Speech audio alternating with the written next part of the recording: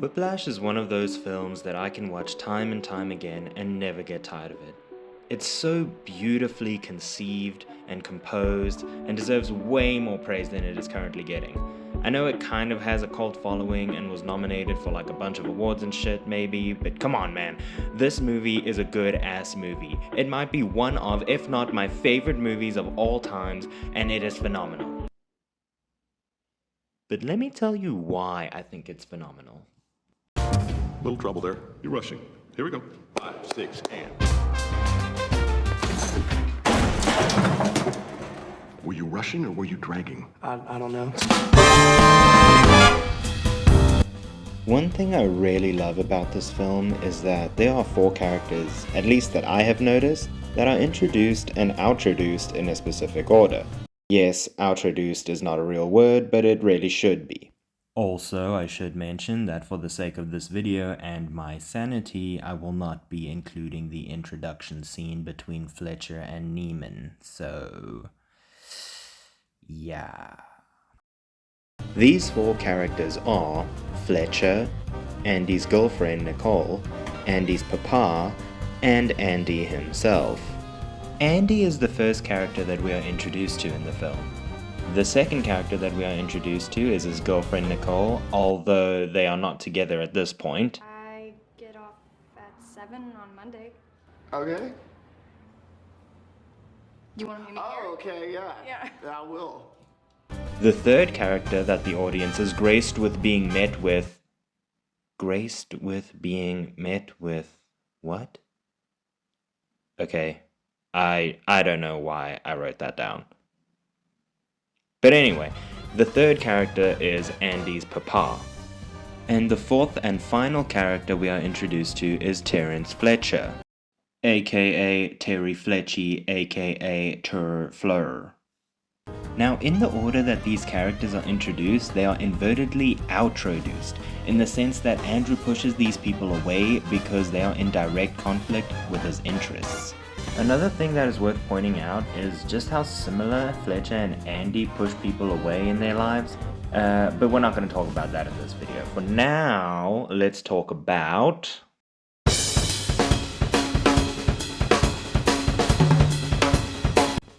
The first character that we are introduced to is Andy, like I said before, but he is also the first character that in a certain sense Andrew pushes away first. After feeling like he wasn't good enough, Andrew's interests began to change, like he was pushing away the old Andrew and luring in the new one. He loses himself by changing a few things about himself that were once important to him. For example, we see Andrew oversleep when Fletcher informs him that rehearsal starts at 6 AM the day after Fletcher recruited him, indicating that this man really cares about his sleep. Later we see him taking his alarm clock to his practice room so that he does not oversleep and can always be on time at rehearsal or practice. Something else that I noticed change about Andy is that in the beginning it's made very clear that Andrew wants a girlfriend. We see it when he creepily stares at Ryan getting too cozy with his ting, and also he checks out Nicole for a little bit too long after ordering his movie snacks from her. We also see that once he does eventually score a date with Nicole, he seems pretty pleased with himself. I mean, look at that face. But then something changes. And I've thought about it a lot, and this is what's gonna happen. Okay, I'm gonna keep pursuing what I'm pursuing.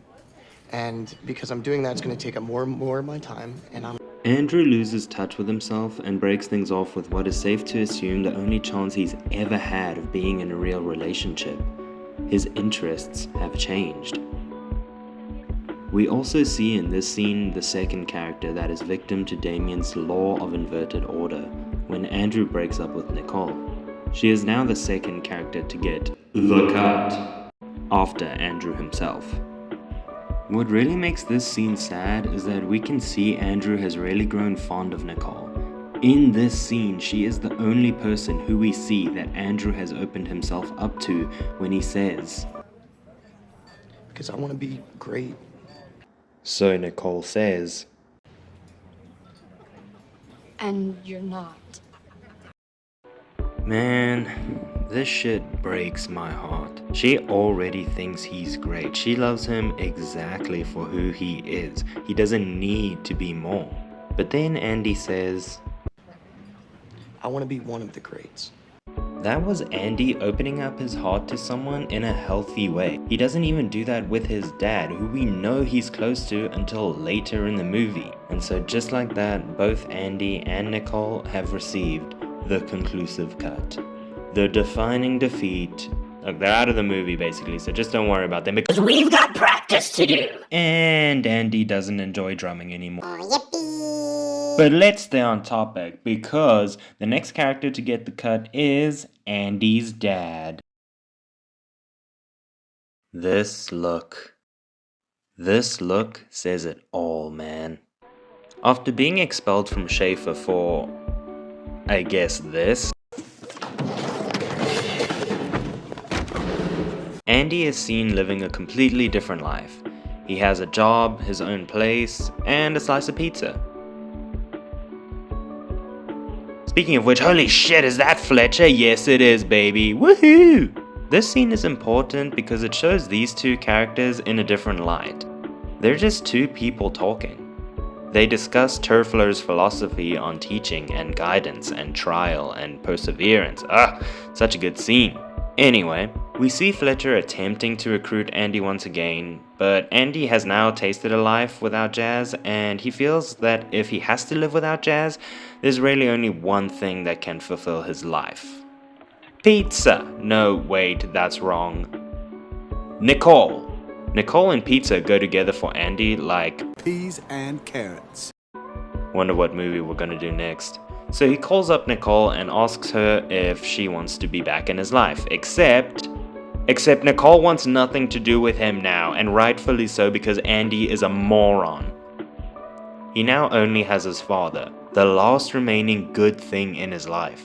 But he also has Jazz, so things aren't so bad, except, oh no, things are terrible, Fletcher gave him the wrong music to prepare for, and now Andy is embarrassed. Oh my god, this shot is so relatable. When you've just undergone something humiliating and now you just have to awkwardly take everybody's silent ridicule, ugh, kill me now. Anyway, we see old Andy make a brief return when he goes and gives Papa a hug because he needs consolation. But wait, the new Andy won't give up that easily. He leaves his father behind and lays victim to Fletcher's wrath. Papa has been outroduced. The fourth and final character, Fletcher, is now the only thing Andy has left. And like Joe Jones had Charlie Parker, Terrence Fletcher has Andrew Neiman. Now all that's left is someone who's doomed to die, broke and drunk and full of heroin at the age of 34. And the catalyst that doomed Andy. Which brings us to our concluding point.